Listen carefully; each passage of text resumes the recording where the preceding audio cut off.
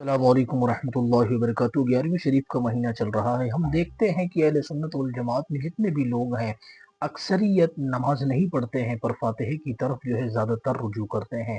फातिहा करवाते हैं, फातिहा दिलाते हैं और उसी में जो है उनका पूरा जहन बना हुआ है। मैं आपको ये बताना चाहता हूँ कि फातिहा दिलाना मुस्तहब काम है और नमाज पढ़ना जो है फ़र्ज़ है हर मुसलमान पर।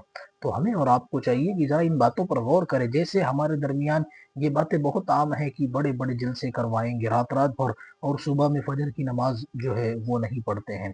तो इसलिए नमाज पहले है, जलसा बाद में है, दरगाह बाद में है, नमाज पहले है, फातिहा खानी बाद में है, नमाज पहले है, दुरूद व सलाम बाद में है, नमाज पहले है। इसलिए हमें और आपको ये जहन बनाना पड़ेगा कि हम अहले सुन्नत वल जमात अपने आप को सुन्नी बोलते हैं तो इस पर अमल भी करें।